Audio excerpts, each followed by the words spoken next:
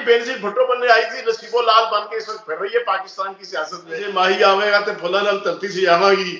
اوپر سے عوام جواب دیتی ہے آگے سے اس کو کہ ماہی چور آوے گا تو چھترا نال ترتی سے جاواں گے. 144 ایف آئی آر کل کٹی ہے، کل 144 نہیں، عمران خان صاحب پہ.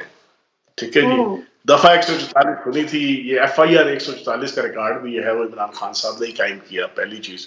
دوسری چیز، وہ جو 4 ہفتوں کا کہہ کے 50 روپے کے اسٹامپ پہ 4 سالوں سے بھاگا ہوا ہے، لاڈلا اس کو کہتے ہیں.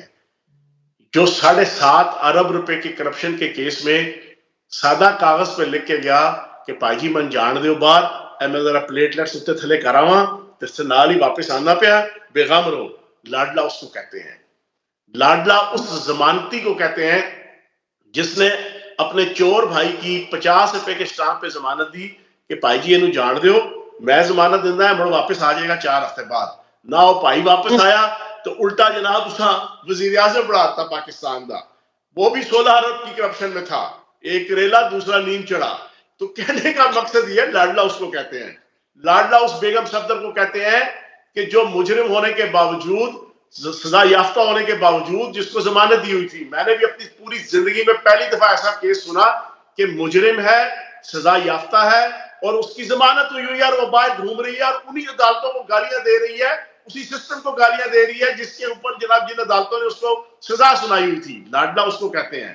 لاڈلا سائیں صفدر کو کہتے ہیں، کیپٹن صفدر کو، جو سارا دن بیٹھ کے ببیلیاں مارتا ہے، کبھی داتا دربار میں بیٹھ کے، کبھی کسی چوک اور چوراہے میں بیٹھ کے، عدالتوں کے حوالے سے، آرمی چیف کے حوالے سے. لاڈلے تو یہ ہیں سارے. لاڈلے تو حمزہ شہباز ہے، جس دن فرد جرم عائد ہونی تھی اس دن وزارت اعلیٰ کا حلف اٹھا رہا تھا.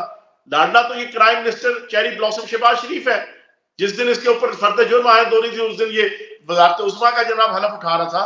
تو یہ بے ڈھنگی قسم کی باتیں جو اس وقت بیگم صفدر کر رہی ہے، اس کو سمجھ نہیں آ رہی. یہ اپنی طرف سے، میں نے کوئی کہا نا، یہ بینظیر بھٹو بننے آئی تھی، نصیب لال بن کے اس وقت پھر رہی ہے پاکستان کی سیاست میں. ٹھیک ہے نا جی. کبھی گانے گاتی ہے اپنے باپ کے حوالے سے، ماہی آوے گا تو پھلا نال ترتی سے جاواں گی. اوپر سے عوام جواب دیتی ہے آگے سے اس کو کہ ماہی چور آوے گا تو چھترا نال ترتی سے جاواں گے. تو اس کو سمجھ نہیں آ رہی. اور اس کو جن لوگوں نے لانچ کیا، جنہوں نے اس کو، اس کے کیسز معاف کیے، وہ تو یہ سوچ کے انہوں نے کیا تھا کہ یار عمران خان کا جو دیو اور جن ہے اس کے مقابلے میں ہم ایک شخصیت لے کر آئیں جو جناب کراؤڈ کو جناب پل کرنے والی ہو، جو جناب اس کی پاپولیرٹی کو کام کرنے والی ہو. یہ ایسی بدقسمت عورت ہے، میں پچھلے کئی سالوں سے کہہ رہا ہوں کہ بچپن سے لے کے 55 تک اس عورت نے جب زبان کھولی اپنا اور اپنے خاندان کا اور اپنے باپ کا جان اور اپنی پارٹی کا ستیہ ناش ہی کیا.